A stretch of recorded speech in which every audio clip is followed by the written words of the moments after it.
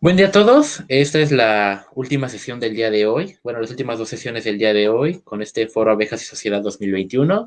En este momento nos va a dar la charla el doctor Rodrigo Barahona Segovia. Él es biólogo interesado en la ecología de varios grupos de insectos, sobre todo en dípteros, cocinélidos, que son las catarinas, y también en abejas nativas. En 2019 concluyó su doctorado sobre las consecuencias de la fragmentación del bosque en la ecología de invertebrados especialistas de esos ecosistemas.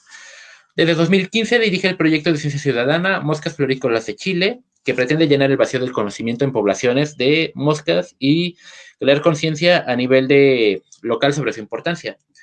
En 2020 inicia el postdoctorado donde pretende evaluar las diferencias de polinizadores nativos e introducidos en cultivos de manzana. Actualmente también es experto en abejorros por parte de la IUCN, que es una organización que pretende catalogar a las especies en riesgo o en una categoría de riesgo a nivel mundial.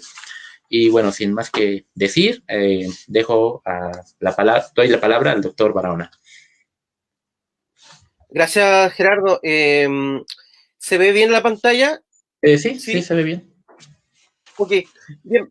En honor al tiempo, vamos a ir empezando rápidamente sobre este tema. Vamos a presentar primero el tema de los abejorros invasores.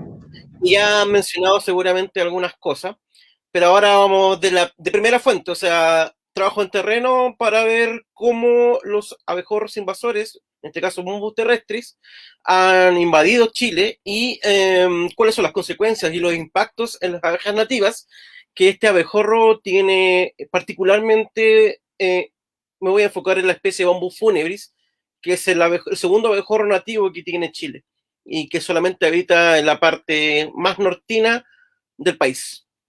Ya, vamos entonces a hablar brevemente de Bombus terrestris. Ya me imagino que han de alguna u otra manera hablado de él, que se introdujo a Chile en el año 97. Pero ¿de dónde viene Bombus terrestris? Bombus terrestris es una especie originaria de Europa y también del norte de África, principalmente la zona de Marruecos y parte del norte de Egipto. Acá en el mapa voy a mostrar el láser, puntero láser, aquí está. Si se alcanza a ver el láser, por ejemplo, acá está el mapa de distribución de Bombus terrestris y de todas las variedades de Bombus terrestris que existen, que son las que están acá, ¿ya?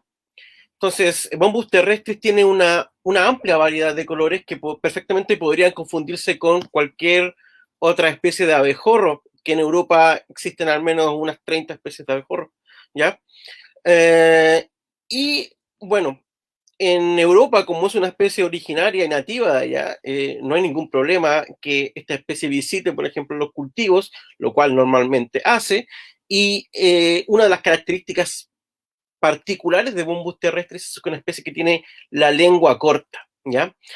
Menciono esto porque existe una falacia por parte de las agencias estatales de Chile diciendo de que Bombus terrestris es una gran especie polinizadora, ¿ya? Cuando en realidad esta característica morfológica, este rasgo morfológico de la lengua corta, solamente estaría generando un impacto positivo a ciertos cultivos y no a todos los cultivos. Bien, Bombus terrestris fue introducido en el año 97 por un proyecto FIA, o parte de un proyecto FIA, eh, por medio de un financiamiento estatal en Chile. Ya se introdujeron 404 colonias, principalmente en la zona de Valparaíso, la tengo marcada acá, ¿ya? Pero a partir del año 2017, junto con Cecilia Smith, lo que hicimos fue ver cuáles eran los estados de las poblaciones, tanto del abejorro introducido como de los abejorros nativos, en la parte norte, que es la que estoy marcando acá, donde dice Arica, ¿ya? Y eso lo hicimos en terreno. Y esto a partir de un trabajo de José Montalva, en el que decía que había una inminente invasión del abejorro exótico de Bombus terrestris eh, en Bolivia y en Perú, debido a que allá había presencia de este abejorro. Y hay presencia de este abejorro allá, particularmente porque en los valles productivos de esta región de Chile se genera tomate de invernadero, que posteriormente se consume en lo que es el invierno en Chile, ¿ya? Especialmente la zona central. Este es un trabajo que realizamos junto con Marcelo Eisen, ¿ya? Es un trabajo actualmente muy citado del Journal of Applied Ecology, en donde lo que hicimos fue tratar de direccionar una pregunta que es muy lógica.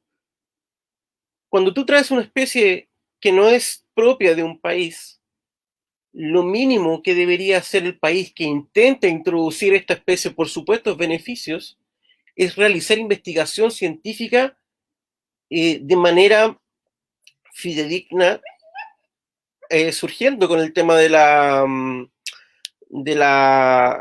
preguntas científicas claras para ver si es que hay un efecto negativo en donde vas a introducir a esta especie, ¿ya? Entonces, lo que tratamos de direccionar entonces es ver que Chile, al introducir a esta especie de bombus terrestres en nuestro territorio, se generó algo que el Estado chileno no se ha hecho cargo ni no se va a hacer cargo, porque no les conviene, ellos son los culpables. Y más adelante voy a decir cuáles deberían ser las acciones políticas, ojo, políticas, ya ni siquiera ecológicas, políticas que debieran tomar los países sudamericanos en contra de Chile. Entonces, este trabajo trata entonces de ver que el esfuerzo que está haciendo, por ejemplo, Argentina para estudiar los polinizadores nativos se ha visto frustrado, particularmente por la acción de Chile al introducir una especie que lamentablemente tiene efectos negativos y que el Estado chileno avala a efectos negativos y evidencia científica que así lo demuestra. Este gráfico muestra las introducciones que el Servicio Agrícola y Ganadero de Chile, conocido como SAC, ha autorizado a través del tiempo. Fíjense que del año 97 al año 2016, ustedes pueden ver entonces tres tipos de introducciones. Colonias desarrolladas que van entre 50 y 200 individuos, reinas fertilizadas que posteriormente generan trabajadoras y reinas que vayan a depositar huevos ya en los distintos colores. Pero esto está hasta el año 2016. Se hizo nuevamente una visión de solicitar la información. En Chile tenemos un sistema de información de ley de transparencia, le dicen, en la cual tú solicitas información del Estado para llevar a cabo investigaciones o cosas por el estilo. Entonces, se pidió este año nuevamente la información y sorpresa, nos damos cuenta que el Servicio Ganadero nos ha mentido. Nos ha mentido porque nos entrega información muy distinta entre un año y otro. Fíjense entonces el siguiente gráfico. Yo tengo marcado acá en rojo algunos años y en diferentes colonias, por ejemplo, en diferentes colores hay colonias y reinas. Y acá dice A, B, C. A representan diferentes momentos en que se pidió la información de cuántas colonias o cuántas reinas fueron introducidas a Chile. Y lo que nos damos cuenta acá, por ejemplo, el año 2009, en la primera etapa donde se pidió la información, las colonias eran un número bajo, pero resulta que en una segunda etapa, donde se pide la información de las colonias introducidas a Chile, esto triplica o cuatriplica el número de colonias introducidas.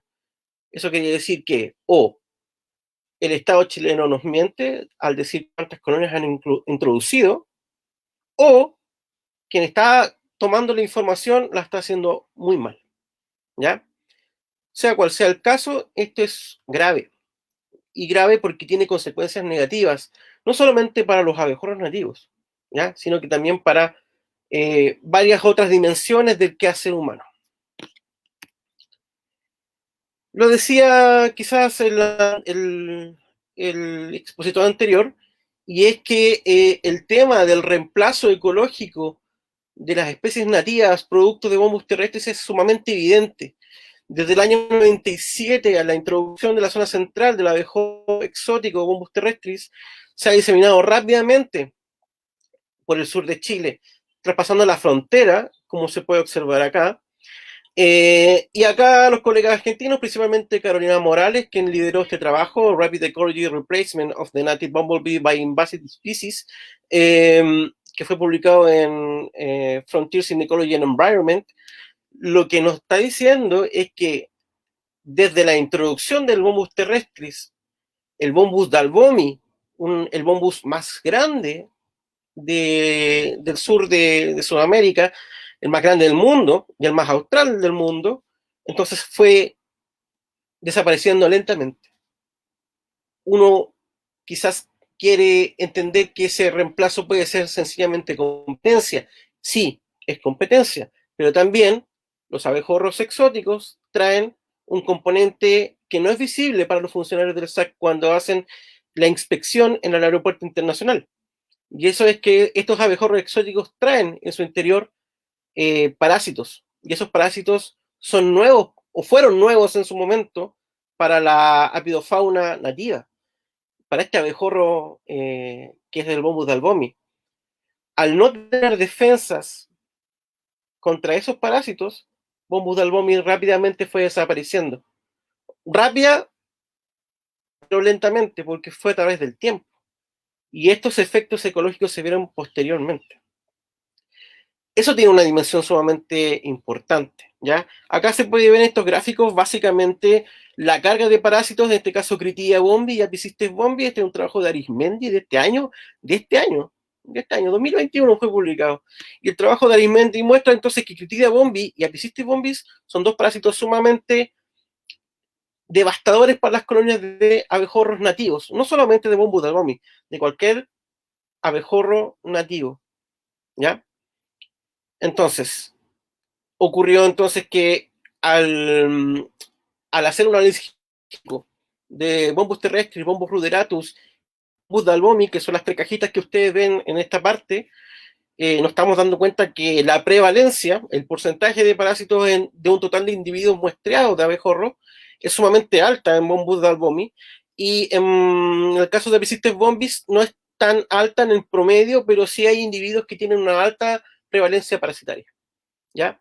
Entonces, mientras haya constantemente una introducción de Bombus terrestris a Chile, nunca vamos a recuperar a Bombus dalbomi, jamás. Lo más probable es que se extinga. Y eso va a ser culpa de Chile, ¿ya? Yo soy chileno, así que yo estoy diciendo que esto va a suceder si es que el Servicio Agrícola Ganadero no no se detiene en este afán mercantilista de ocupar una especie que tampoco es tan buena. Ahora, pasemos al caso Bombus funebris. Bombus funebris es una especie de amplia distribución en Latinoamérica. Principalmente está distribuida desde, no estoy claro si es que alcanza una parte de Venezuela, pero lo que sí es que va de Colombia hasta el norte de Chile y también toca el norte de Argentina, ¿ya? Este trabajo de José Montalva y sus colaboradores el año 2017 muestra que hay algunos registros de Bombus terrestris y a partir de esos registros se generan unos modelos de nicho que son proyecciones en el tiempo basados en las ocurrencias de Bombus terrestris y la potencialidad o la idoneidad ambiental que el nuevo ambiente ofrece para que el Bombus terrestre se disperse por ejemplo, en este caso Perú, ¿ya? Perú y en algún caso también se mostró en Bolivia. Entonces, el trabajo en sí de José Montalva básicamente se puede resumir en que Bombus terrestris, una especie altamente invasora y considerada plaga en muchas partes del mundo, puede dispersarse por Perú o por Bolivia. Es casi inminente que así ocurra. Y eso trae efectos negativos. ¿Quién es Bombus funebris? ¿Quién es el principal afectado? Este abejorro nativo, que es de un color negro, pero que también tiene pilosidad blanquecina en el mesotórax y en el mesosoma, ya en los tergos terminales del mesosoma. Y aquí se puede ver, estas son fotos que tomé yo el año 2017 y el año 2019, ¿ya? En plantas que están, tanto plantas nativas como plantas exóticas. Bombus funebris, al parecer, podría cumplir un rol importante en la producción de pequeños reductos que tienen los aymara en esta zona, en donde ellos cultivan haba, cultivan tomate, cultivan orégano, cultivan alfalfa, principalmente para poder entonces llevar a cabo su propia sustento, ¿ya? Principalmente tanto alimentación propia como también forrajeo para sus animales. Bueno, Bombus terrestre está acá. ¿Cuáles son los efectos que deberíamos esperar nosotros? Que Bombus funebris desaparezca de Chile, se extinga localmente. Pero peor aún es que se disperse a través de Bolivia o de Perú. ¿Cuáles son los efectos que potencialmente tendrá o tiene esta especie en Bombus funebris? ¿Cuáles son los efectos que tiene Bombus terrestre en Bombus funebris? Estos son un trabajo de campo, ya está, el artículo está listo, ya está listo. Solo falta subirlo a la revista en estos momentos. Y bueno, estos son datos inéditos, por si acaso. Estos puntos que están acá son puntos donde nosotros, puntos rojos que están acá, son puntos donde nosotros hemos encontrado Bombus funebris, ¿ya? Y hay unos puntitos muy negros que no creo que se vean bien, pero los voy a marcar con este láser, donde nosotros hicimos exploraciones en Perú, en Tacna, en un transecto, en un gradiente altitudinal, en el Parque Nacional Sajama, y también en los valles transversales que están en el norte de Chile, por ejemplo, Utah, en Azapa y en Vítor, ¿ya? También hicimos muestreo acá cerca de la frontera tripartita, en Bisbiri, lo que es el borde chileno-peruano, Lauca, Parinacota, Putre, etcétera, y un montón de villorios aymaras que están presentes a lo largo de un gradiente latitudinal. Lo que encontramos básicamente es que Bombus funebris tiene una distribución relativamente pequeña dentro de Chile, ¿ya? Uno podría pensar que está a lo largo de todo este sector, o sea, a lo largo de todo el territorio, ya sea Chile, Bolivia y Perú, pero en realidad no. Si uno pudiera extrapolar, por ejemplo, la distribución de esta especie en Sudamérica, nos daríamos cuenta que está muy cercano o muy dependiente de lo que es las serranías o las precordilleras de los Andes. Y justamente esta especie en Chile está presente entre los 3.500 y los 3.800, casi 4.000 metros de altitud sobre el nivel del mar, ¿ya? Hay un pequeño reducto de la población que está en el Valle de Utah, pero seguramente es porque bajó del río Utah, del valle del río Utah, que viene también de la zona norte y que provee de la zona altiplánica y que provee de agua justamente a los cultivos de la zona sur, de la zona costera. Entonces, ¿cuál es la idea finalmente de esta parte? Es mostrar que esta distribución de Bombus funebris es la misma que la de Bombus terrestris. De hecho, Bombus terrestris tiene la misma distribución que Bombus funebris. Están sobrelapados en su distribución en un 92%. Eso es alto. ¿Qué consecuencias tiene esta distribución sobrelapada? Pues están todos juntos, ¿ya? Entonces, lo que voy a mostrar a las siguientes es producto de que la distribución sobrelapada tiene un efecto también en qué variables podrían estar, qué variables están de alguna u otra forma influenciando la presencia, la ocurrencia y la abundancia de los abejorros. Un análisis estadístico que es un modelo lineal generalizado determinó que la lluvia acumulada en los meses de enero, febrero y marzo son factores determinantes. ¿Pero por qué son factores determinantes? Porque la lluvia y la temperatura fomentan la mayor abundancia de flores, ¿ya? Y al haber una mayor abundancia de flores, eso gatilla entonces que no solamente los abejorros, sino que también todos los polinizadores de la zona altiplánica empiecen a aumentar su ocurrencia y su abundancia. Entonces, como ambos abejorros empiezan justamente en el mismo periodo de tiempo en donde ocurre la floración, la sobreposición de los recursos florales, del uso de los recursos florales, también puede ser alta. Y de hecho lo voy a demostrar. Antes de pasar a eso, justamente voy a mencionar otras variables ambientales. Encontramos nosotros que a pesar de que la lluvia es el factor principal, los ecosistemas naturales están influenciando importantemente la presencia de ambas especies de bombus. ¿A qué se debería que haya mayor abundancia o mayor ocurrencia de los bombus en ecosistemas naturales? ¿Y qué es natural versus perturbado? Natural es cuando está un ecosistema relativamente prístino, y perturbado para la zona del altiplano es cuando hay un pequeño villorio, esto es putre, y no sé si alcanzará a ver porque yo creo que se ve muy chiquitito, pero rodeando putre hay una serie de cultivos de alfalfa, de haba y de otros pequeños tumbo, orégano, que por ejemplo han, han reemplazado la flora nativa por esos cultivos. Por lo tanto, lo natural pareciera ser un factor determinante para al menos Bombus funebris en su presencia, en su ocurrencia, en su abundancia. ¿Qué es lo que hay en los ecosistemas naturales, aparte de las flores, que favorece la presencia de los abejorros? Esto que está acá, que estoy marcando con rojo, si es que se alcanza a ver, que son madrigueras de roedores.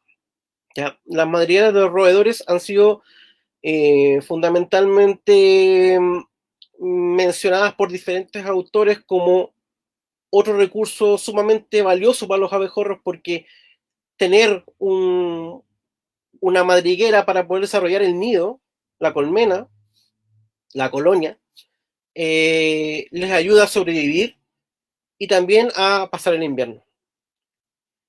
Ahora, en el caso de Bombus terrestris, si bien puede ser más ocurrente quizás en zonas perturbadas,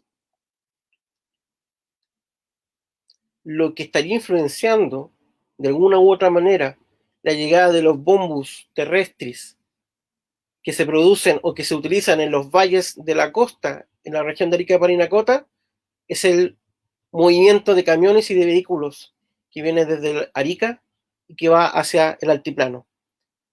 Ya, yo esto lo he visto en bombus terrestres cruzando el mar en el canal de Chacao, que es en la zona sur de Chile, desde el continente, desde Puerto Montt o el sector de Pargua, hacia la isla de Chiloé.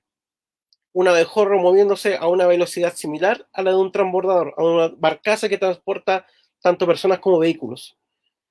Y se ha dicho, se ha mencionado que los bombus terrestres probablemente tienen una capacidad dispersiva sumamente alta a través de pequeñas islas, ¿ya?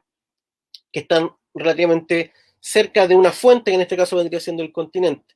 Y eso es algo que se ha visto en la teoría de isla, de fuente sumidero, ¿ya? Clásica teoría ecológica, en donde se menciona entonces que los abejorros de una especie cualquiera, en realidad, desde una fuente son capaces de migrar a un sumidero.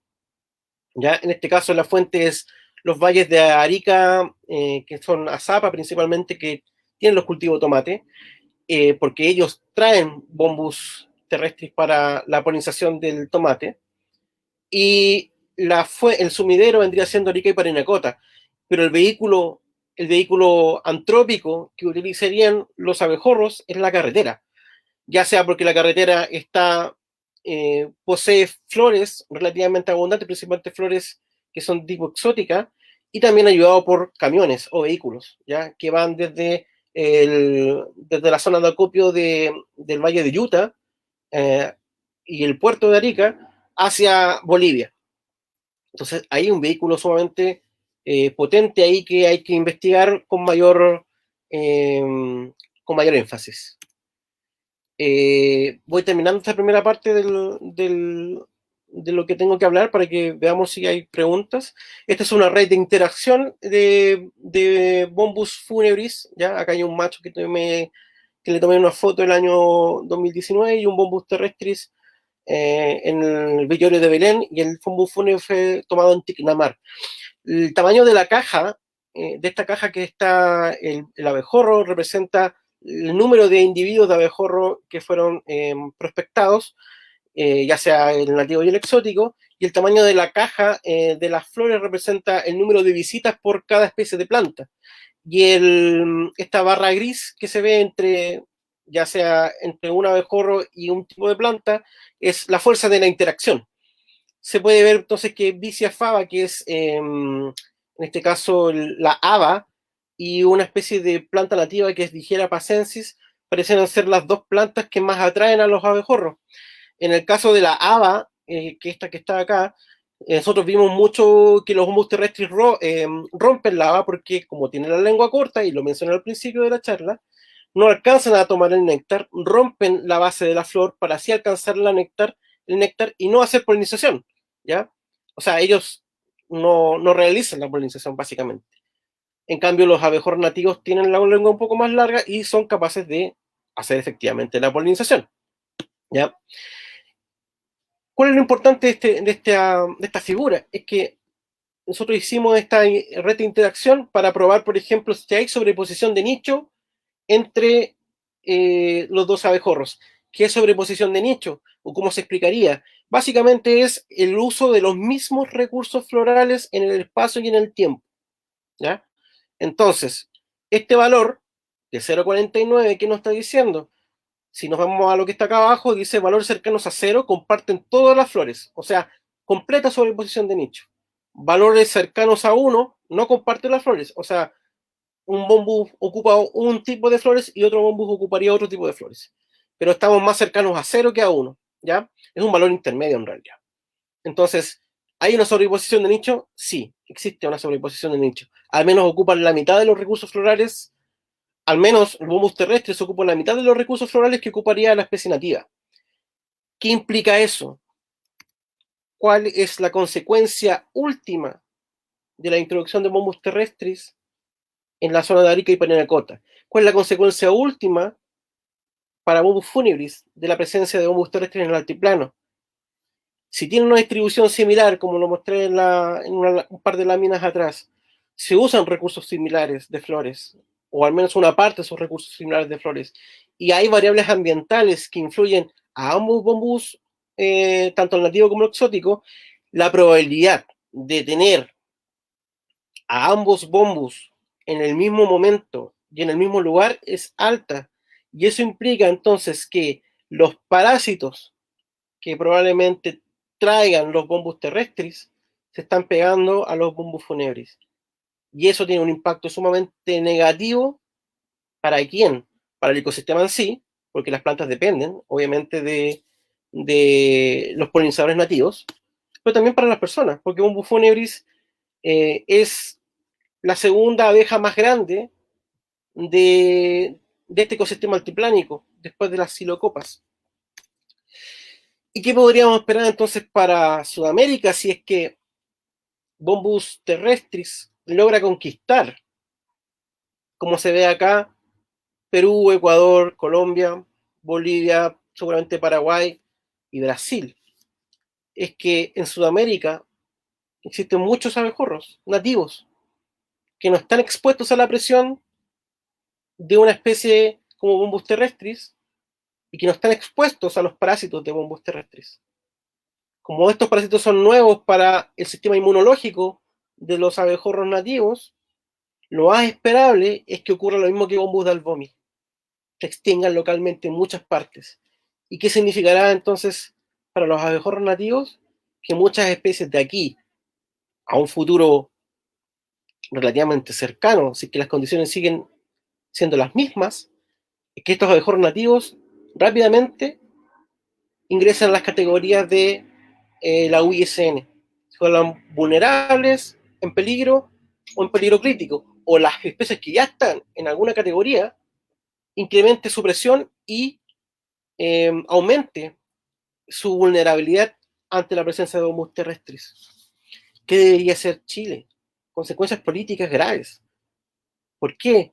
porque Chile introduce unilateralmente una plaga por una creencia sin fundamento científico técnico de que Bombus terrestris realmente es una especie importante. No lo es. Ya tenemos evidencia en habas, tenemos evidencia en manzanas, en tomate de la zona central, en cerezo, en poroto, en frutilla, o strawberry, como lo dicen en algunas partes. Bombus terrestris es ineficiente en todos esos cultivos, en todos esos cultivos. Y seguramente es ineficiente en muchos más. Y esas consecuencias políticas las va a pagar Chile, las tiene que pagar Chile.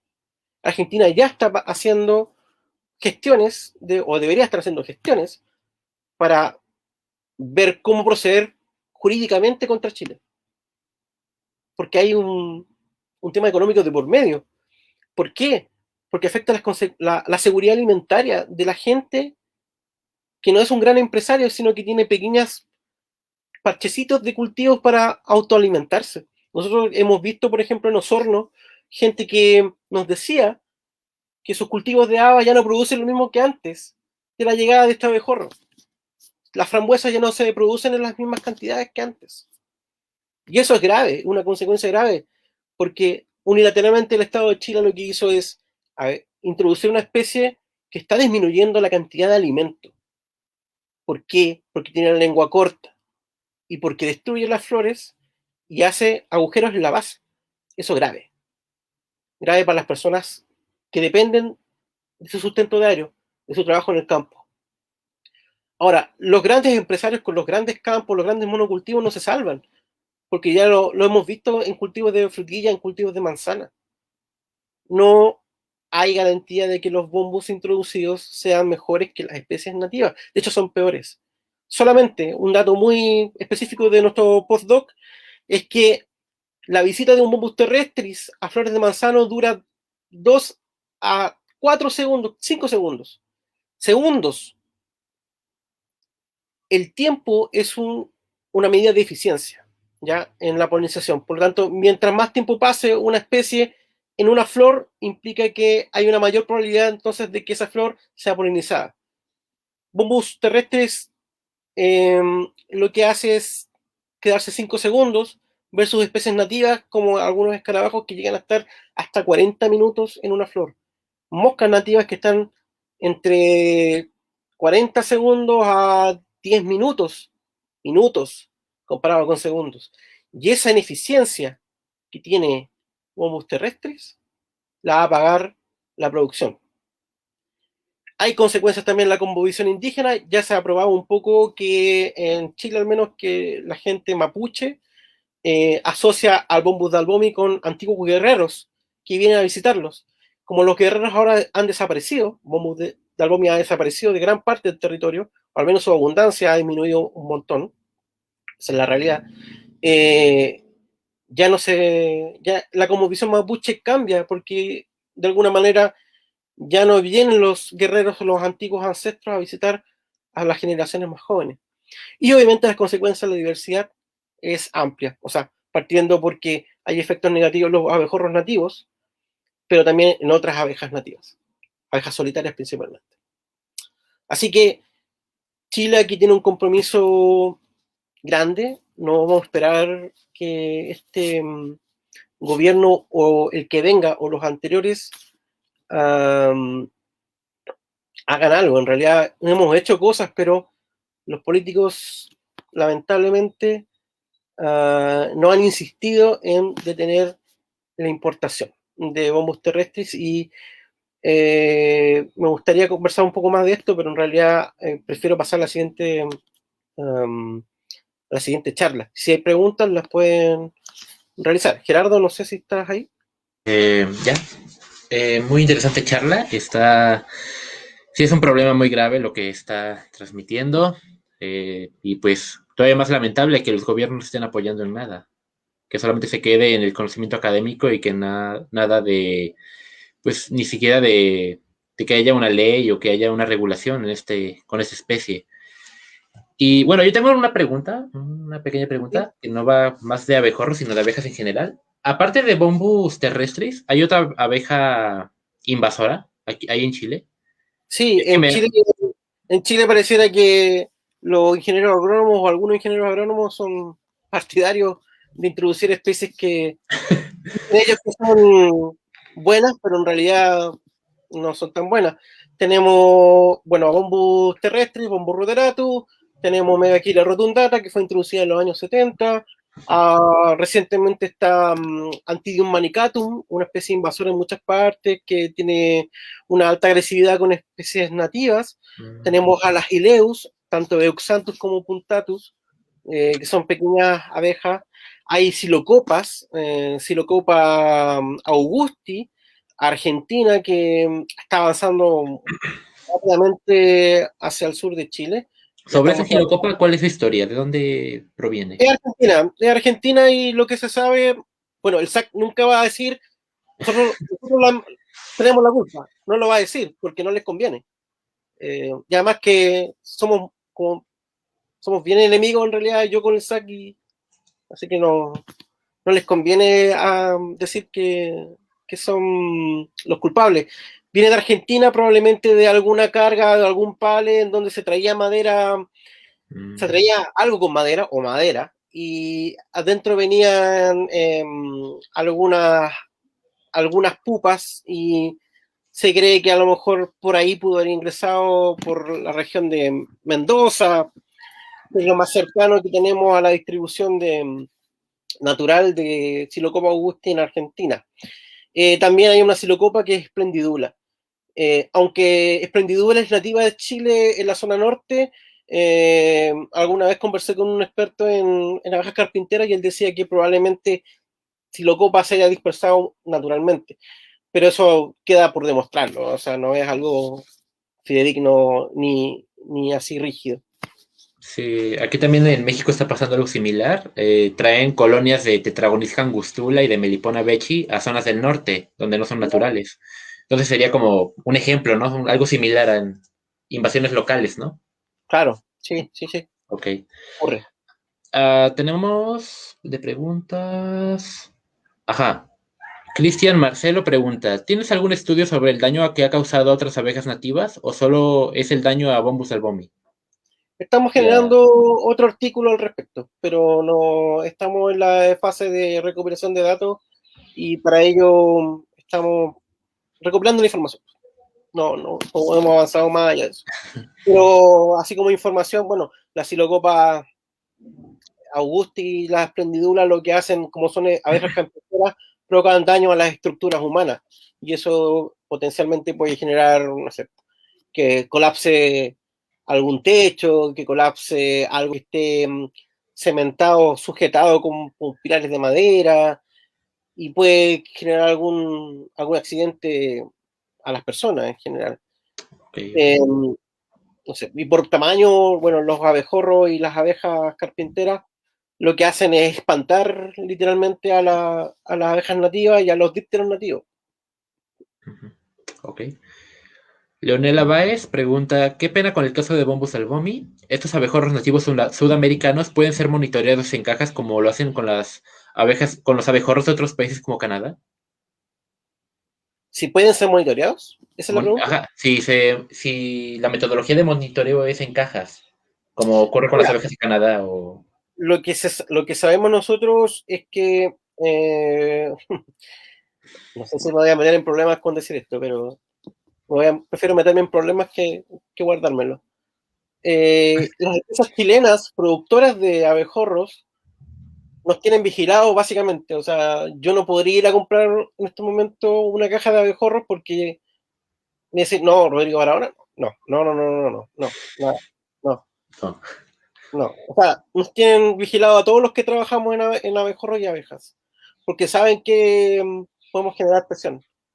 Ok. Um, por lo tanto, no, por ejemplo, no tenemos idea, no sabemos cuál es la cantidad de abejorros producidos en el territorio nacional que producen estas empresas, como por ejemplo Biocruz. Ujú. Biocruz es una empresa chilena que produce abejorros y los almacena como si nada, los deja al aire libre, los abejorros salen, entran, o sea, cero control biológico, y el SAC, una entidad que en teoría debiese controlar, regular esto, nada, no dicen nada. No dicen nada porque existen presiones por parte de estos productores hacia las entidades políticas del SAT. O sea, uno, a simple vista, uno podría decir presiones indebidas, sí, son eso, básicamente. ¿Ya? Por lo tanto, ante la respuesta, ante la pregunta que hizo la persona, yo diría, no, no tenemos ninguna capacidad de control. De hecho, como yo lo mencioné en las láminas anteriores, pareciera que o nos mienten o el que hace la persona, o el que hace las estadísticas no sabe llevar sus datos en una planilla Excel. Tenemos, una vez nos dicen una cantidad de colonias y después uno pide meses después la misma información y te arroja una cantidad completamente distinta. Entonces, eso habla muy mal de cómo está llevando Chile este tema. Ok, ok. Omar Chemal pregunta, si vemos bombos terrestres, ¿qué hay que hacer? ¿Es recomendable eliminarla o cómo? Yo, la verdad, las cosas, hay gente muy sensible, muy, no sé cómo llamarlo, pero dejémoslo como sensible, ¿ya? Esa gente sensible dicen son tan lindos, son tan rechonchitos, son peluditos, son bonitos, pero el daño que hacen es tremendo, es tremendo. Yo siempre recomiendo eliminar al bombus terrestris, principalmente a las reinas. Las reinas aparecen en Chile al menos, aparecen al principio de la primavera, esto es en septiembre, octubre, y esas reinas son las que van a formar colonias posteriormente que pueden alcanzar hasta 200 individuos. Una reina eliminada implica una colonia menos. Esa es la verdad de las Ok, cosas. ok, ok. Yo recomiendo eliminar. Eliminarlo, ok. Paz García Barrios pregunta, ¿cuál es la forma más efectiva de controlar a bombus terrestris cuando ya no se importe ni produzca más, por supuesto? Hola Pachi, La Paz trabaja conmigo. Ah, La forma como hay que hacerlo y como lo hemos abordado en el paper, en este paper, es por medio de una combinación entre recursos estatales, o sea, que el Estado se involucre literalmente en el control de bombus terrestres y que, como el Estado no puede destinar tampoco todos sus funcionarios a una sola función, tengamos capacitaciones y ayuda por parte de científicos ciudadanos. Ya como lo mencionaba el expositor anterior, José Montalva con Salvemos Nuestro Abejorro ha hecho una excelente labor en concientizar el registro de los abejorros. Entonces él ahora está generando unos mapas actualizados por región de Chile sobre dónde hay bombus terrestres y dónde hay bombus de albomi. Los bombus terrestres están concentrados aquí, acá y por acá. Entonces, ¿cuáles son los esfuerzos que debería hacer el Estado? Es dar capacitaciones, dar recursos y apoyar con la gente. O sea, no hay ninguna otra forma de poder llevar a cabo esto si es por medio de un trabajo conjunto. Una vez que en algún momento se logre parar la importación, Estado y personas debiesen trabajar en conjunto para erradicar albos terrestres, algo que ha funcionado, ojo, esto no es algo novedoso, es algo que funcionó en Japón. En Japón se introdujo bombus terrestres, inmediatamente bajaron la abundancia de las especies nativas, Japón prohibió la importación y destinó recursos, y gracias a la gente, a un proyecto, no me acuerdo el nombre del proyecto, pero un proyecto en el que Japón entrenó a varios científicos ciudadanos para eliminar bombus. Y una vez que empezaron ese trabajo, aumentaron las especies nativas nuevamente. Entonces, eso es lo que debería hacer Chile, al menos en primera instancia. ok, muy bien. Muy buena propuesta, la verdad. Otra. ¿Es posible generar algún tipo de criadero de abejorros nativos? ¿Se hace o se ha hecho? ¿Y qué dice la ley acerca de esto? Pregunta Alonso La ley no dice, la ley Araneda. no dice nada, porque no hay nada que lo prohíba. Se han hecho trabajos al respecto por parte de Patricia Stay, de un organismo técnico que asesora al SAC, que es ELINEA. Ya, ELINEA hizo estudios que no fueron publicados excepto por un libro, en donde se hace, no, miento, estoy Sí, bueno, parte de un libro, también un paper que sacaron de circulación nacional, en donde se dice que Bombus dalbomi es una especie que puede ser relevante para la polinización. Pero ahora viene el tema ético, porque, por ejemplo, supongamos que detenemos la importación de terrestres y hacemos este control y queremos promover la presencia del Bombus dalbomi como un polinizador en la zona central. Para ello, primero hay que sacar la categoría de una especie en peligro, y para eso hay que esperar décadas para que la especie retorne a los valles centrales, a la zona sur de Chile, y retorne en abundancia, para que después, recién, se extraigan reinas y se pueda generar el protocolo de desarrollo. Que a todo esto, el protocolo de desarrollo que generó Patricia Stay es una patente. O sea, tienes que pagar para que alguien te diga ya, tú tienes el derecho de criar bombus, dalbomi, nativo. No, eso no puede ser. No estoy de acuerdo con eso. Las patentes sobre nuestros recursos naturales autóctonos no pueden ser lucradas, ¿ya? No deben ser lucradas. Entonces, es muy complicado, por ejemplo, ahora criar bombus dalbomi porque es una especie en peligro. Cada reina que sacas del sistema natural para colocarla en una cajita, para que genere una colonia, implica sacrificar, en teoría, una reina. Y esa reina probablemente no sobreviva. He sabido de gente que ha tratado de hacer el protocolo, pero los abejorros no, las reinas nativas no comen. Entonces, antes de que se mueran, las liberan. Prefieren liberarlas. Entonces, una reina, tú sacas reinas y eh, literalmente estarías condenando a esa reina a un 50 y 50 de probabilidad de morir. Ok. Rodrigo Poblete Villanueva pregunta: ¿por qué siguen ingresando bombos terrestres si es más perjudicial que benéfico? Es una respuesta un poquito más complicada esa, porque yo creo que cuando se introdujo Bombus Terrestre se vendió como una gran alternativa. De hecho, las resoluciones exentas, que son documentos de valor técnico que generan los servicios nacionales de los diferentes ministerios de Chile, esta resolución exenta decía, tanto en la versión antigua como en la versión más nueva, que Chile tiene un déficit de polinizadores nativos, lo cual es una mentira más del SAC. Que quede claro, mentira, es una mentira, porque el SAC nunca ha hecho un trabajo de saber cuál es la cantidad y diversidad de polinizadores nativos que hay en los ecosistemas chilenos. Entonces, al decir que tenemos una falta de polinizadores nativos, el SAC está incurriendo en una mentira, y eso yo al menos se lo dije en su cara al jefe del departamento de apidología, que es Mario Gallardo del SAC. Se lo dije en su cara, en una reunión que teníamos que tener exclusivamente con el director. El director no fue, mandó a Mario Gallardo y a su subrogante, y en esa ocasión nosotros fuimos con Cecilia Smith, con Franco Sanferoni, y nos acompañó una diputada, que es Carolina Marzán, y una senadora, que es Jimena Órdenes. ¿Ya? Entonces eso lo dijimos totalmente a la cara, que es una falacia absoluta y completa el tema de que existe una ausencia de polinizadores nativos. El Estado chileno se ha encargado quizás de aniquilar a los polinizadores nativos al permitir una cantidad de agroquímicos importante, al permitir, por ejemplo, en el caso de CONAF, otro servicio, de permitir el reemplazo del bosque nativo para plantaciones de palto, sumamente, o aguacate, como le dicen ustedes, da lo mismo.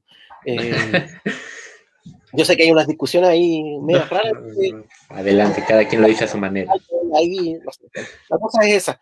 Es un tema mucho más complicado. Es una especie dañina.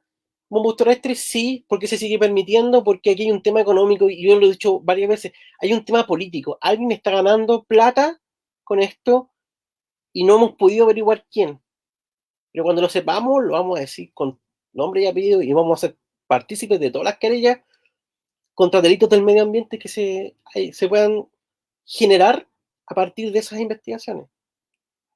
¿Ya? Esto Sí, vamos, sí, esto es exacto. todo. Ok. ¿Qué otra? Gerardo, no sé si podemos avanzar a la Ah, siguiente. bueno, sí, claro. Y si hay más preguntas, bueno, las dejamos para La, después. claro, Para claro, no hay con problema. el tema de las moscas. Sí, sí, sí. Perdón, se me olvidó que tenía la siguiente. La siguiente charla va a ser una sobre moscas florícolas, sobre su proyecto de moscas florícolas en Chile, en la cual trata sobre, pues, distintos grupos de moscas del orden Diptera que intervienen como polinizadores eficientes de varias plantas nativas de Chile y que tienen un valor tan importante como el que tienen las abejas, solamente que, pues, socialmente casi no las tocamos, no es un tema que uno guste tocar, pero pues con ese proyecto se está prestando mucha atención, al menos en Chile, sobre este grupo tan importante de polinizadores y que en mi opinión merece el mismo respeto o la misma importancia y estudio que tienen las abejas nativas. Y bueno, le dejo la charla. Ya, Gerardo, gracias. Vamos a tratar de ir un poquito más rápido en honor al tiempo. Primero lo que quiero decir es que esta es la exposición del patito feo, como me siento como el patito feo porque son puras abejas versus los dípteros. Entonces, como el cuento del patito feo, que en realidad era un cisne, pero estaba en un conjunto de patitos. Pero como decía Gerardo, las moscas en general tienen un rol tan importante como las abejas. ¿Ya? Eh, Bien, también lo decía Gerardo, que en realidad si uno pregunta por moscas, la gente dice, ah, es cochina, ah, está en la caca de los animales, hoy está en la basura. No merecen nuestra atención, cuando en realidad el orden Diptera es funcionalmente más importante que las abejas. Esa es la realidad. Y funcionalmente más importantes porque no solamente son polinizadores, sino que también sus larvas son controladoras biológicas de un montón de plagas agrícolas. Son descomponedoras de materia orgánica en diferentes ecosistemas, ya sean bosques de cactus, bosques templados, bosques tropicales, etcétera. Son indicadores forenses y veterinarios. Pueden también ser bioindicadores de la calidad de agua o de la calidad de ambiente. Son productores de chocolate, del cacao. Son eslabones relevantes de las cadenas tróficas o una buena cantidad de depredadores consumen moscas, lo cual puede ser malo para las moscas, pero beneficiosa para el ecosistema en general. Y son una inspiración artística. En algunos casos, al menos en Chile, eh, producto del proyecto, hay algunas personas que han hecho cositas de artesanía y que las venden con moscas. Porque las moscas en realidad, al menos las que tenemos en nuestro país, y yo sé también que hay muchas otras partes del mundo, son animales muy poco conocidos. Hay un déficit importante de taxónomos en díptera y por lo tanto no son, no son tan difundidas como animales de beneficio para la ciudad, ¿ya? Para el ciudadano. Entonces, por ejemplo, si tú no conoces los roles que las moscas tienen en el ecosistema, difícilmente alguien va a entender por qué es necesario proteger moscas. ¿Cuántas moscas están amenazadas en el planeta? Bueno, hay aproximadamente un número mayor a 150.000 especies de moscas, desde las más grandes como Gauridomas eros, ya un míride de casi 6 centímetros, hasta Paroclus steineri, que es probablemente uno de los pocos insectos de la Antártida, ¿ya? Y algunas otras especies como este diópside, ¿ya? Pero hay en teoría más de 150.000 especies y se cree que tiene que existir al menos el triple de ese número, ¿ya? No somos tantos los taxónomos de mosca en el mundo como para, y se nos están muriendo los taxónomos de hecho, eh, como para poder seguir aumentando el número de especies descritas. Ahora, de este número, si nos vamos, por ejemplo, a la lista roja de la Unión Internacional para la Conservación de la Naturaleza, la UICN, la UICN tiene 10.865 especies de insectos clasificados en alguna categoría de conservación o en alguna categoría fuera de conservación de las que ellos contienen. De los dípteros, de este total, de 10.865, 56 son dípteros. Solamente 56 de 150, de más de 150.000. Eso es absolutamente nada. Y de esos 56 hay 24 con datos deficientes, hay 9 en categoría de preocupación menor, hay 11 cerca de estar amenazados, ojo, ¿ya? O sea, eso quiere decir que si siguen las presiones actuales que ejerce el ser humano sobre los ecosistemas, estas 11 especies podrían pasar a estas categorías, que son vulnerables, que en total hay 3, en peligro 5 y en peligro crítico 1. Y llamativamente hay 3 especies de dípteros extintos, ¿ya?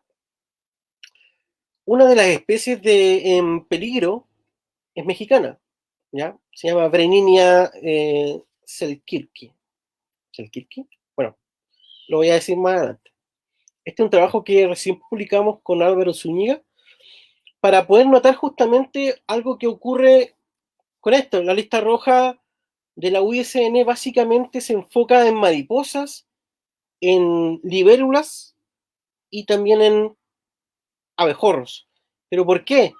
Porque hay un grupo de especialistas de mariposas, hay un grupo especialista de libélulas, hay un grupo especialista de abejorros, pero no hay ningún grupo de especialistas de dípteros, ¿ya? Ahora, muy recientemente, apareció un grupo especialista de hoverflies o de sílfides, ¿ya?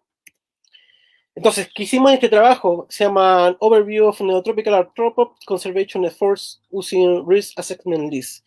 Lo que hicimos básicamente es comparar las listas rojas de la UISN, ¿ya? Estas listas que están acá, con las listas rojas locales que uno llama, por ejemplo, libro rojo. El libro rojo, no sé, de Chile. No, bueno, Chile no tiene el libro rojo, pero sí tiene una lista de especies que están clasificadas en diferentes categorías de conservación, bajo los mismos criterios de la UICN, pero eso lo hace el Ministerio del Medio Ambiente de Chile. Y así entonces lo que hicimos por cada país, ver entonces dónde había libros rojos o listas rojas, y si esas listas rojas o libros rojos se adecuaban a los criterios de la UICN. Descartamos a todas aquellas listas o libros en donde solamente se decía esta especie es rara o esta especie está en peligro, pero sin ningún criterio. O sea, solamente apegados a los criterios. ¿Por qué? Porque teníamos que comparar. Bueno, lo que hicimos es ver, por ejemplo, qué países tenían mayor representación con algunos grupos. Y en el caso, por ejemplo, de Brasil, bueno, las especies predominantes son mariposas, son terafósidos, en República Dominicana las mariposas, los ortópteros, en Venezuela las mariposas. Y en Chile, los colópteros, pero también los dípteros. Son 17 especies de dípteros clasificadas en Chile, todas impulsadas por el proyecto Moscas Florícolas de Chile, que en este caso lidero yo, ¿ya? Entonces, ¿qué vimos en este trabajo? Que está recientemente publicado en Journal of Physical Conservation, es que hay una disparidad. Las listas rojas locales lo que hacen es clasificar una mayor diversidad de especies versus las listas de la UICN que están enfocadas en grupos particulares. Entonces, si estos dípteros que están acá fueran asimilados por la UISN, ya no serían 56, ¿ya? Sino que serían más de 70 especies clasificadas, porque solamente en Chile, solamente Chile y México son los únicos 2 países del neotrópico que tienen dípteros que están clasificados. Ningún otro país. ¿Ya? En México era Brenania belkini, era la especie. Esa está en peligro. Entonces, basado en esto, algunos ejemplos de algunas especies de dípteros, principalmente chilenos, que estarían amenazados. Como les decía, el proyecto Moscas Florícolas de Chile impulsó hace un tiempo atrás la clasificación de 17 especies, de las cuales 10 están en alguna categoría. Las en categorías de mayor peligro me refiero a que son o vulnerables o en peligro crítico, ¿ya? Y acá de esas 10 hay 7, ¿ya? Que son especies que hemos tenido registros gracias a los científicos ciudadanos. En la actualidad, los registros de todas estas especies pararon en los años 80, en los años 70 o en los años 50 y no se habían registrado posteriormente a eso. El proyecto de Ciencia Ciudadana lo que hizo básicamente es visibilizar las moscas, y la gente cuando salía de terreno y salía a fotografiar, sacaba fotos de moscas, porque nosotros les pedíamos, por favor, por favor, por favor. Entonces, cuando ellos sacaban fotos y las subían, oh, esta especie es tanto, oh, esta especie es tanto. Yo tuve que hacer un trabajo al menos de 3 o 4 años de revisar colecciones para poder conocer las especies. Y en un principio fue muy resistido incluso por la Sociedad Chilena de Entomología, diciendo que este proyecto no tenía validez, cuando en realidad hoy en día tenemos cerca de 15 trabajos publicados en revistas de corriente principal y participamos en un libro, ¿ya? Entonces, la ciencia ciudadana toma un rol relativamente relevante en este tema, porque las personas conscientes de que la transformación de los ecosistemas está afectando a las especies, sea cual sea la especie, ayudan a ver cómo pueden solucionar el problema de los gaps espaciales o temporales. Y en este caso, gracias a la ciencia ciudadana, logramos clasificar 10 de las 17 especies que promovimos inicialmente. Eso se hizo por medio del Ministerio del Medio Ambiente. ¿Y qué implicancias, qué impacto tiene esto directamente? Ya, la gente, lamentablemente, otros científicos se opusieron a esto, diciendo que era imposible saberlo, porque no eran viable, no es viable proteger especies, sino que hay que proteger ecosistemas. Y los ecosistemas actualmente en Chile están siendo degradados importantemente. Una vía para poder entender qué proyectos van a tener un efecto negativo en las especies son el Servicio de Evaluación de Impacto Ambiental. Todas las especies que se clasifiquen por el Ministerio del Medio Ambiente de Chile, bajo los criterios de la UICN, pasan directamente al Servicio de Evaluación de Impacto Ambiental. Y este servicio lo que le está pidiendo a proyectos mineros, energéticos, inmobiliarias, construcciones civiles, le está diciendo usted va a intervenir este lugar sabemos que existen estas especies, vegetales, hongos, animales, insectos. Si usted me dice que no hizo la línea base correspondiente de insectos, nosotros sabemos que aquí existe este escarabajo, esta araña, esta mosca. Si usted no hace la línea base, nosotros en teoría le vamos a poner trabas, ¿ya? Y para esto sirven las categorías, básicamente en Chile, ¿ya? Algo que también lo discutimos en el paper anterior, que yo les mostré. Las especies clasificadas son indicadores de que si se destruye ese ecosistema, el responsable es tal titular.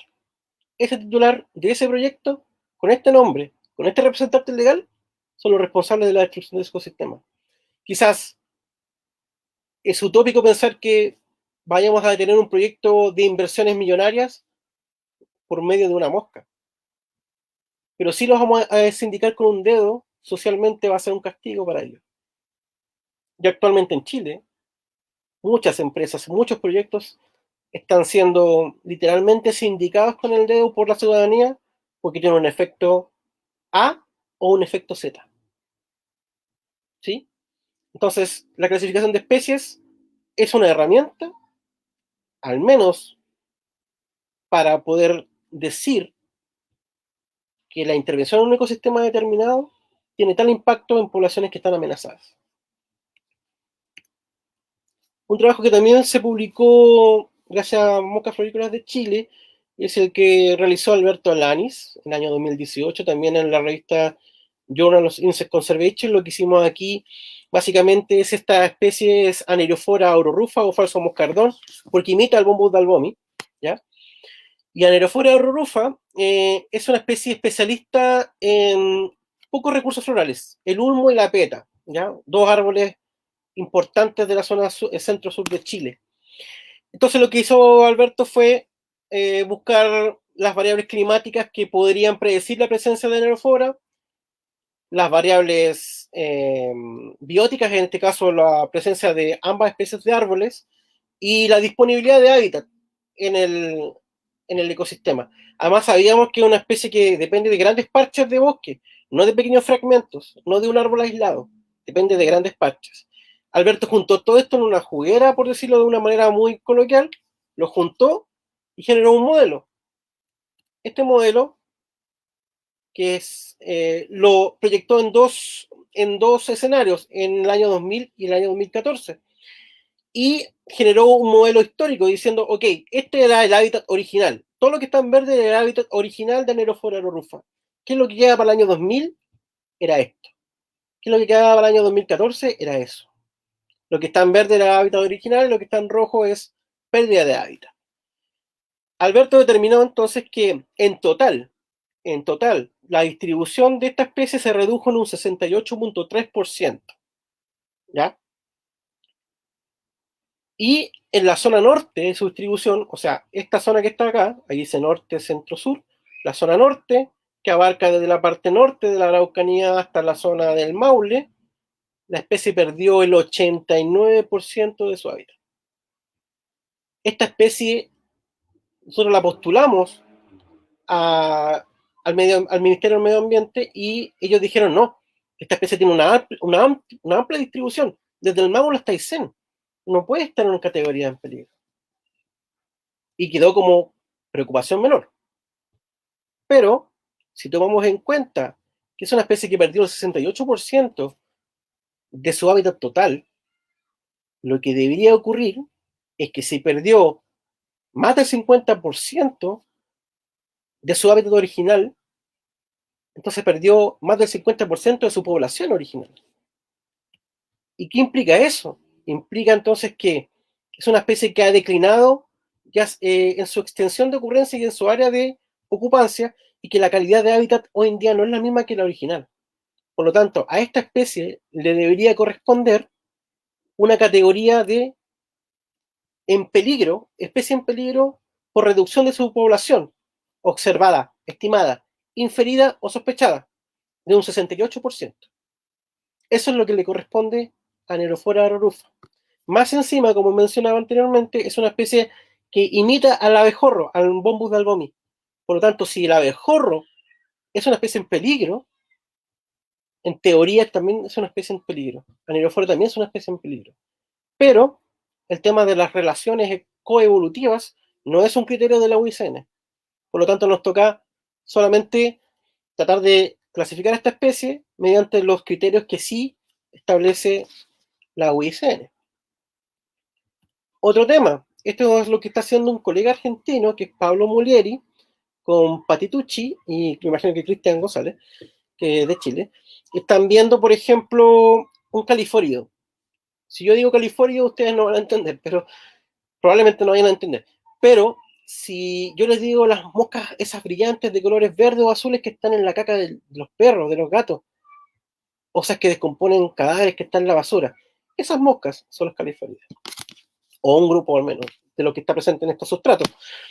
Y a partir de los años 80 desapareció de todo registro de su distribución el califórido más grande de la zona austral de Chile, que es esta, Neta chilensis. Y es grande, estamos hablando de que es una especie que está casi cercana a los 2 centímetros de tamaño. Y la pregunta es, bueno, ¿qué pasó con esta especie? Si desde los años 80 no se sabe nada. En 6 años de proyecto de moscas florícolas nunca hemos tenido un registro de Neta chilensis. Jamás. Y no es una especie que pasara desapercibida, al menos por tamaño. ¿Esta especie está en peligro? Sí. Dice estar en peligro porque se redujo a tal grado que ha desaparecido localmente de muchas zonas donde originalmente se podía colectar. ¿Cuáles pueden ser los factores que podrían estar jugando en contra de Neta chilensis? Bueno, esta es lo que yo pienso yo, no sé lo que piensa Pablo, pero lo que pienso yo es que hay una combinación entre lo que es la pérdida de hábitat que ha sufrido la zona central de Chile por actividades agrícolas, urbanización, ganadería y las forestales, de reemplazo del bosque o de las condiciones naturales a condiciones artificiales o menos idóneas para las especies, sumado a los agroquímicos y sumado a la presencia de especies invasoras como Lucilia sericata y Chrysomia almiceps. Esta última sumamente agresiva y depredadora de otras larvas de califórido. Entonces hay una combinación ahí que probablemente tenga un componente explicativo importante al por qué Neta chilensis no es una especie, o sea, es una especie que actualmente está ausente de gran parte del territorio y que debería ser considerada una especie en peligro. ¿Ya? El más reciente, que ya me avisaron que ya se acabaron las correcciones, es el catálogo de las moscas florícolas de Chile de la familia Syrphia. Este trabajo nos demoramos en realizarlo en 6 años. Es básicamente una monografía. Entonces se evaluó, se hizo una recopilación bibliográfica, tanto bibliográfica de terreno y de observación y ciencia ciudadana, de 132 especies de la familia Sylphia en Chile. De esas 132 especies, nosotros incorporamos un análisis de riesgo de extinción basado en la UISN, principalmente en el criterio B, que es el criterio de distribución. En el caso de la aerofora vimos el criterio A, que es el criterio de disminución de la población. Y en el criterio B, solamente por registros de localidad, creemos que el 33, o sea, no creemos, el 33% de las especies ya está o estaría amenazado de desaparecer tanto localmente como globalmente, ¿ya? Y desde ese punto de vista, este trabajo, esta monografía, es la que va a delinear, al menos por 50 años, todo el trabajo relacionado con sílfides, ya sea algún agrónomo o algún biólogo que esté estudiando, por ejemplo, biología floral o cultivos, debería consultar esta monografía sí o sí y citarla. Porque aparte de la recopilación bibliográfica y los registros de terreno y ciencia ciudadana, básicamente están ilustradas todas las especies. ¿Ya? Y esto es yo tenía, no lo quería mostrar, lo quería reservado, pero son 3 especies sumamente raras. De las 3, probablemente las 3 están, o sea, al menos esta debería estar amenazada, pero la dejamos como dato deficiente porque solamente tiene un registro, pero en cambio estas otras 2 tienen más de un registro y son los únicos registros que tenemos de las especies en casi 95 años de su descripción. Entonces son especies sumamente especialistas de bosque, ¿ya? Y muy raras. Entonces, podríamos decir que son especies que están amenazadas en este momento en Chile, ¿ya? Y este trabajo es el primer trabajo de su categoría a nivel global porque hicimos que todas las especies de una misma familia de un solo país estén clasificadas. Ya.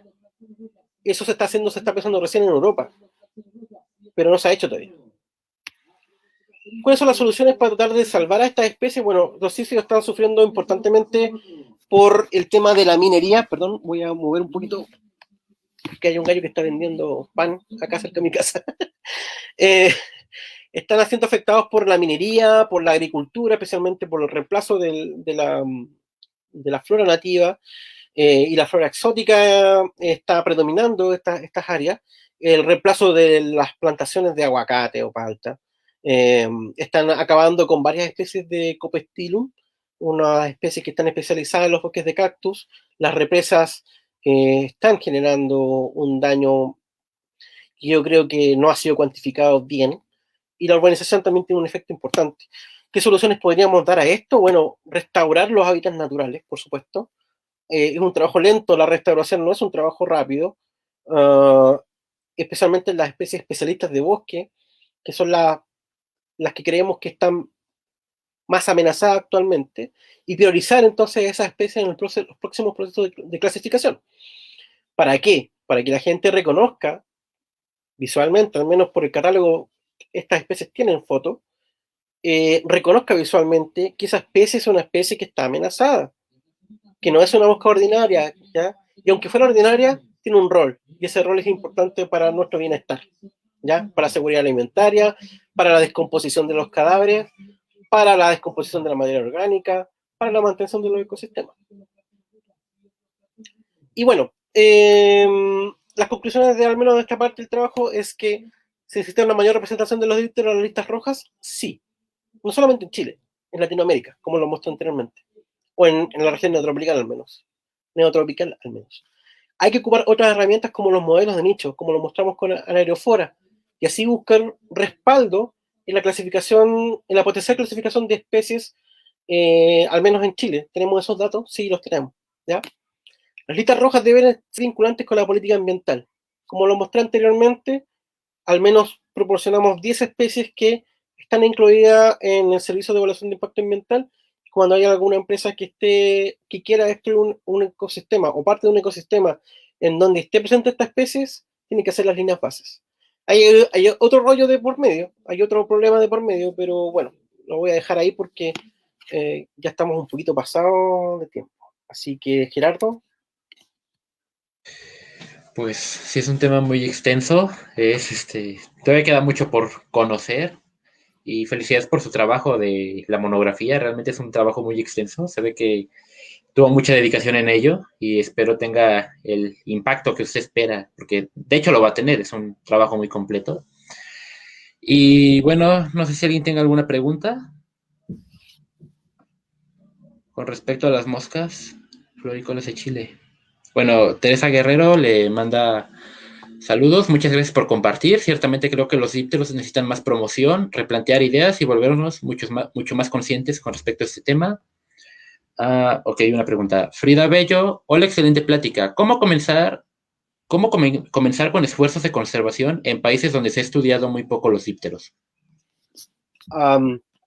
Hola Frida, ella me sigue, me sigue en las redes sociales, así que ella trabaja en Asilio, si no me equivoco. Una fan. Bueno, es complejo porque al menos en Chile somos 3 los taxónomos activos.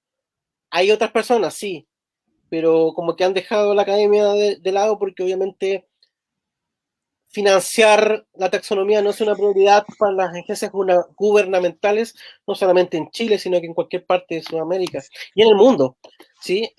Entonces, sin financiamiento, primero es difícil porque no puedes ir a colectar, no puedes visitar museos porque tienes que moverte a donde están los museos para ver ejemplares, no puedes colectar, no puedes comprar materiales. Si quisieras publicar en una revista de tipo Open Access, hay opciones, pero si quieres publicar en una revista grande de Open Access, no dan los dineros. Entonces hay muchas barreras importantes, no solamente de tipo monetario, sino que también incluso mucho del material tipo, holotipo, sin tipo, lectotipo, paratipo, no están en los museos nacionales donde deberían de estar, sino que actualmente mucho de ese material tipo está en otra parte del mundo. Y para poder describir nuevas especies a veces es necesario ver ese material tipo para comparar si tu ejemplar es una especie realmente nueva o es un sinónimo o vendría siendo algo similar a lo que tú ya tienes, ¿ya? A mí me está pasando, de hecho, tengo que entregar un paper mañana y el material tipo no lo tuve acá, o sea, tuve que pedir fotos de otro museo para tratar de validar mis especies nuevas. También existen problemas, por ejemplo, de que la literatura no es accesible. En muchas partes la literatura antigua principalmente está en alemán, está en francés o también en inglés, ¿ya? Eh, y no es fácil de conseguirla, a pesar de que se han hecho esfuerzos importantes para conseguir esa información. Entonces, todas estas barreras que yo menciono son un impedimento inicial sumamente fuerte al momento de poder iniciarse en el estudio de los dípteros. Y básicamente tú tienes que comenzar con la taxonomía de los dípteros para poder adentrarte recién en temas ecológicos y en temas posteriormente como los de conservación. Yo mencioné que ya llevo este es mi 7º año trabajando con dípteros, los encuentro un modelo sumamente fascinante, eh, estoy muy preocupado de hacer validar el rol de los dípteros. Prueba de ello es que en todas nuestras redes sociales tienen miles de seguidores, ¿ya? Nosotros estamos en Twitter, en Instagram y en Facebook. Facebook funciona como la plataforma para conectar la información y Twitter como Instagram funciona como medios de difusión, ¿ya? De distinto tipo. Entonces, es complejo poder empezar este tema de la dipterología, pero no imposible. Cuando uno tiene voluntad, a veces logra muchas cosas. Y en temas de mosca florícola de Chile, nosotros empezamos lento, lento, y como yo lo mencioné, quizás tuvimos muchas trabas, muchas trabas con colegas o con personas X que no creían en este proyecto. Y la diferencia es que hoy en día tenemos un buen background, tanto taxonómico como ecológico, para decir que el proyecto es viable y funciona súper bien. Ni siquiera ocupamos Inaturalist, nosotros ocupamos Facebook, porque es mucho más fácil ocupar el Facebook que el Inaturalist. Y la gente así lo entiende porque dice, ¿cuál es esta especie? Ah, tú dices, ya, esta, pero tú tienes que darme el dato. Ah, ya, sí, yo te doy el dato, mira, el cruce de calle de esta calle y de esta calle, aquí yo pillé la especie. Es un dato relativamente preciso que tiene una validez tan importante como lo tiene otras plataformas. Entonces, a veces con un poco de ingenio uno puede hacer cosas, pero no es lo ideal, porque la idea es que los estados, los gobiernos, sea cual sea la tendencia política, te apoyen en temas tan relevantes como aspectos básicos de conocer qué especies están presentes en un ecosistema. O si no, vamos a tener lo mismo que ocurría con el SAC, que el de SAC decía, bueno, es que tenemos un déficit de polinizadores nativos. Entonces, por eso traigo el bambú terrestre. No. La única forma de empezar a realizar esto bien es que la ciencia se asocie con las personas. Cuando hacemos eso, los resultados son maravillosos. El Mosca Folículos de Chile es un proyecto maravilloso, no porque lo haya hecho yo, sino porque la gente que me apoya, la gente que nos apoya, porque hay tanto mujeres como hombres que están involucradas en el proyecto, que hacen que esto sea relativamente bello, hermoso. Es malo que lo diga yo así de ese estilo, pero básicamente el catálogo tiene un tercio de la información es gracias a los científicos ciudadanos que aportaron con los registros de interacciones o con las fotos. Entonces, ese catálogo, un tercio de ese catálogo es gracias a la ciencia ciudadana. Yo no tengo otras palabras para agradecérselo. Entonces, desde ese punto de vista, bueno, mencioné muchas cosas, pero básicamente estudiar díptero es complicado. ¿Cómo solucionarlo? Asociándonos con la gente. Quizás a veces colocando dinero en nuestro propio bolsillo, que me pasó. Y cuando uno conjuga todo esto, bueno, se generan muchas cosas interesantes. Entonces, no sé si le respondí a Frida porque creo que me fui, extrapolé mucho mi respuesta, pero eso. Pues sí, fue una bonita respuesta. Yo tengo una pregunta. ¿Con Sí, qué literatura puedo empezar a trabajar con moscas? ya. Mira, ¿Cuál me eh, recomienda?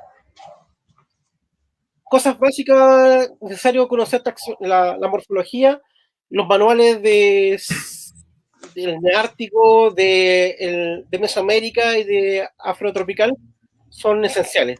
O sea, de hecho, yo diría que empezaran con el manual de Díptera Afrotropical porque ese manual tiene actualizada toda la literatura morfológica, ¿ya? A pesar de que Ok. son los mismos autores como Woods, que se han ido rotando en los diferentes manuales, pero hay pequeños cambios de algunos nombres que se sugieren en la afrotropical y que actualmente son útiles. Entonces, partiendo por eso, yo creo que es necesario lo, ver los manuales de Díptera que hay disponibles, están Ok. disponibles ¿cómo se llama? En línea. Y posteriormente, bueno, empezar, si a alguien le interesa los dípteros de Colombia, los dípteros de Argentina, los dípteros de Cuba, lo que hay que hacer es buscar la literatura que se ha generado en cada uno de los países. Y con eso armar una base de información eh, que podría ser útil. Para el caso de las moscas florícolas de Chile, yo me enfoqué en moscas que podrían yo visualmente reconocer por medio de una foto. Porque hay muchas moscas que yo no puedo reconocer, no soy capaz de reconocer por foto. Exacto, exacto. Entonces, si tú tienes moscas que son conspicuas y que son fácilmente reconocibles, entonces, por ejemplo, ahí se puede empezar un poco a jugar. La literatura antigua principalmente es la que está mandando harto en un principio para alguien que se quiera iniciar en este tema. Ok. Otra pregunta de Catherine Ramírez. ¿Algunas características de Neta chilensis? como el color de ojos, región, patas y torso. Mira, Neta chilensis se parece mucho a otra especie nativa que es Sarcoensiopsis magellanica. Pero la diferencia es que, bueno, en Mosca Florícola, en el Facebook de Mosca Florícola, yo coloqué y en el Twitter me parece que, bueno, coloqué una foto de una moneda de 10 pesos chilena con dos netas chilenses que son tan grandes versus una Sarcoensiopsis que es pequeña. Y básicamente es el doble el tamaño la Sarcoensiopsis, o sea, la neta chilense con respecto a Sarcoensiopsis. Sarcoensiopsis, con respecto al tamaño de la moneda, al diámetro de la moneda chilena, es cerca de un 3/4 y el tamaño de la neta chilensis sobrepasa el diámetro de la moneda de 10 pesos chilena.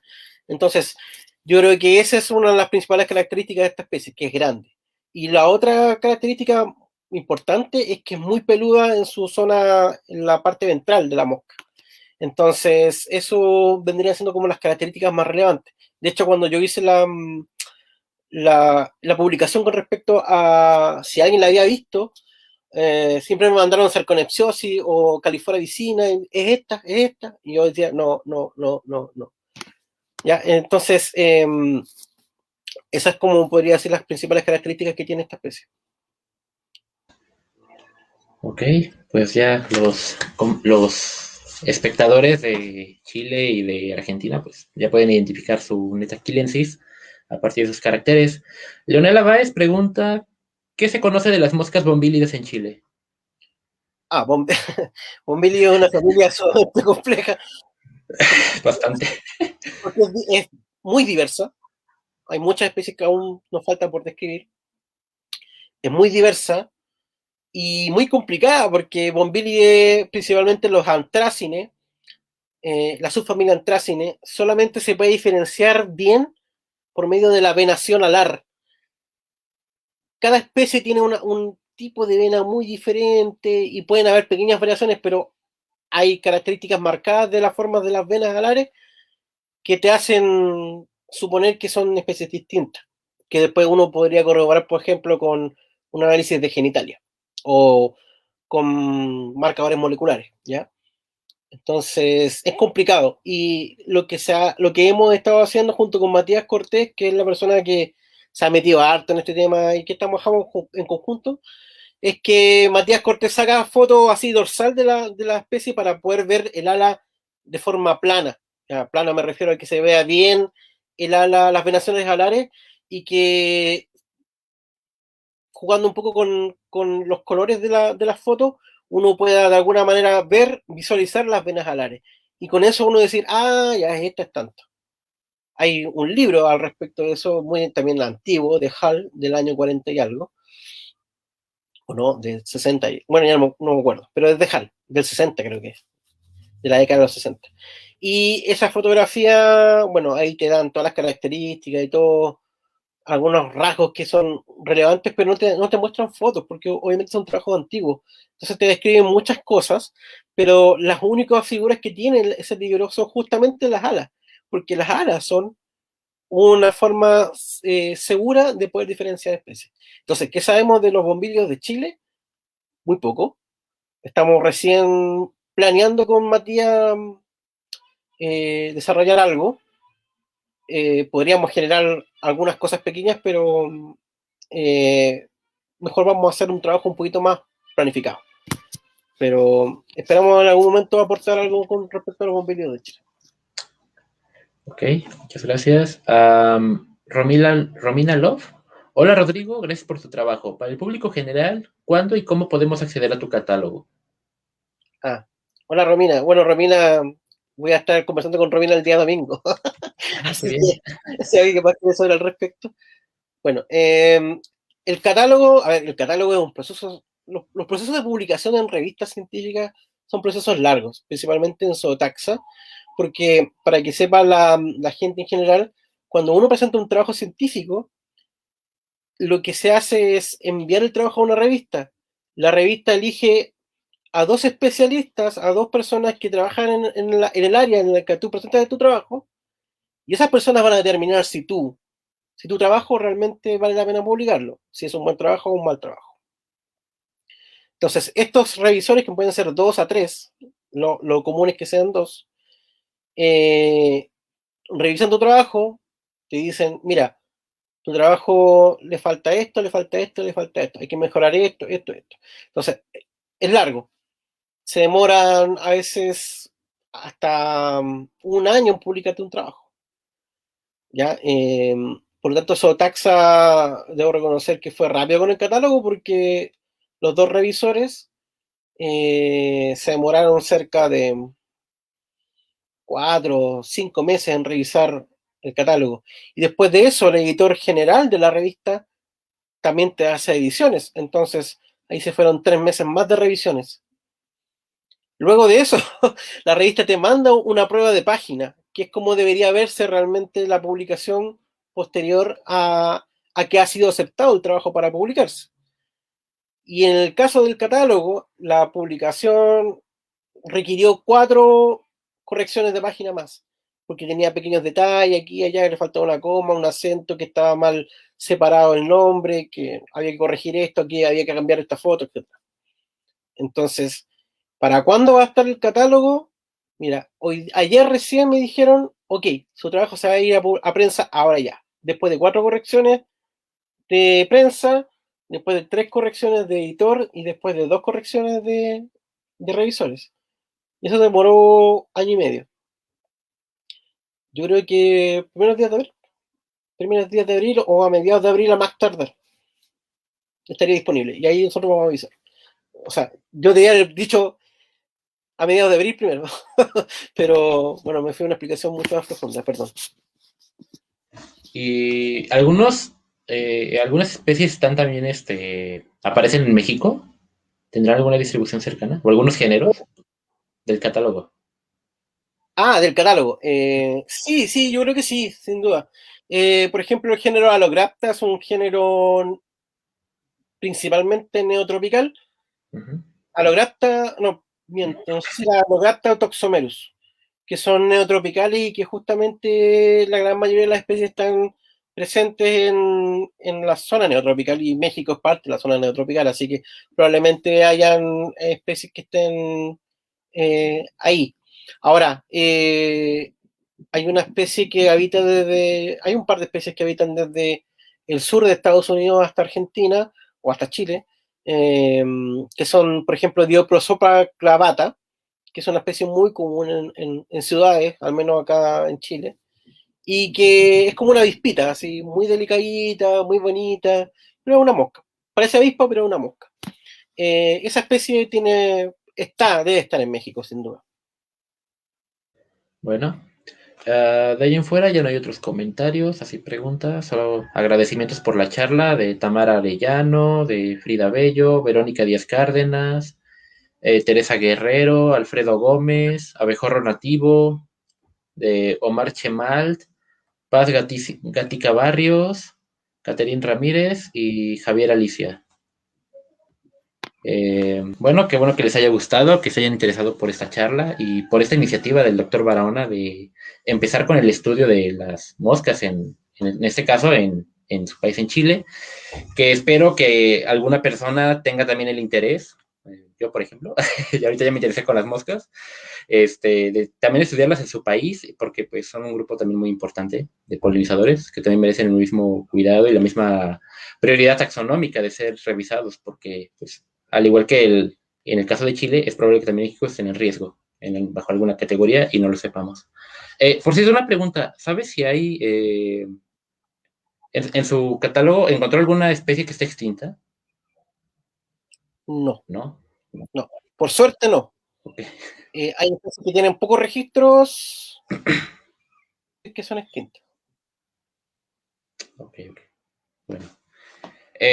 La siguiente sesión se hablarán temas de conservación más que nada, creación de jardines de polinizadores, turismo ecológico, ya sea de apis melífera o de abejas nativas y abejas de orquídeas. Así que no se la pierdan, porque pues, ya sería la última sesión que tendremos de este foro. Y espero que les haya gustado esta sesión y pues hasta luego. Gracias.